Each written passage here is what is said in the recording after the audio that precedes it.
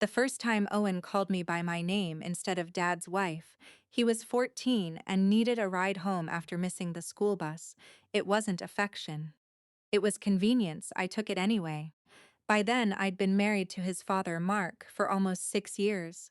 I never tried to replace Owen's mother. She was alive, involved, and loved him deeply. There was never room for another mother, and I understood that. So I became something else. The person who remembered his food allergies before school trips. The one who stayed on hold with insurance companies after he broke his wrist. The one who knew which teacher answered emails before sunrise and which coach preferred phone calls. None of those jobs had a title. They just quietly became mine.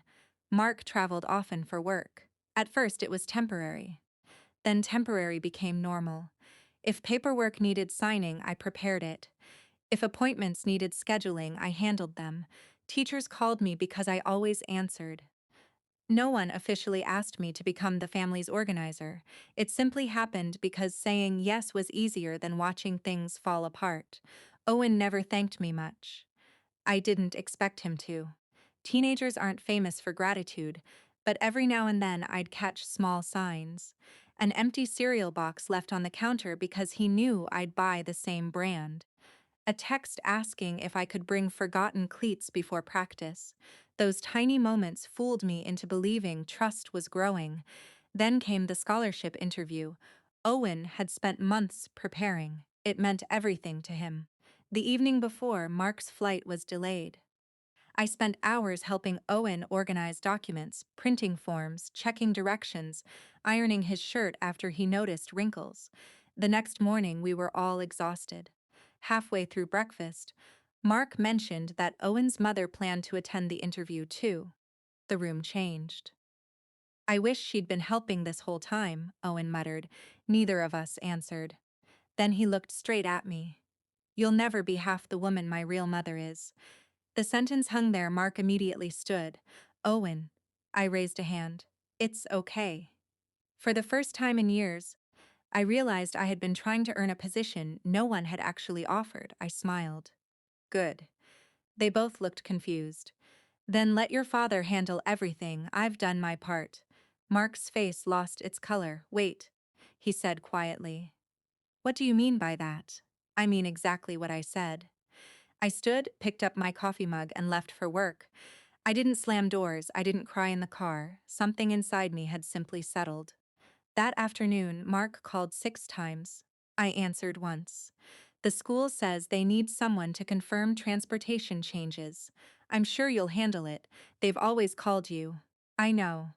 2 days later, there was another issue. The financial aid office needed updated income documentation before Owen's application could be processed.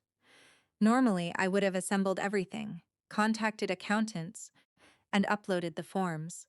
This time I forwarded the email to Mark, nothing more. A week later came the moment that changed everything. The scholarship committee requested an in-person meeting because one document required verification from a legal guardian. Mark had assumed I would already have everything prepared. I hadn't. At the meeting, the administrator calmly explained that several deadlines had nearly been missed because communication responsibilities had shifted unexpectedly. Future correspondence would need to go directly to Owen's legal parents, unless another caregiver was formally authorized.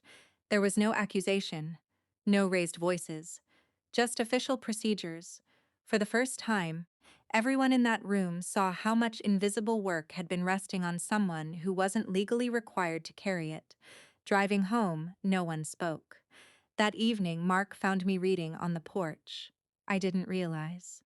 "I know. I kept assuming you'd take care of it." "I did too." He sat beside me for several minutes before speaking again. "I should have protected you from carrying all of that." I appreciated that he said protected, not helped. Because help implies shared responsibility, protection means noticing before someone is crushed by expectations. A few days later, Owen knocked on my office door. He looked older somehow.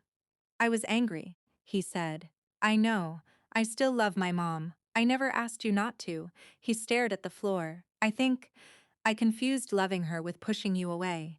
Neither of us rushed to fill the silence. Finally, he said, I didn't understand everything you actually did.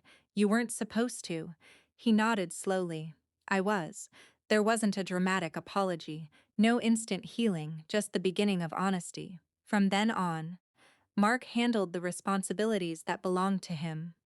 When I chose to help, it was because I wanted to, not because everyone expected I always would.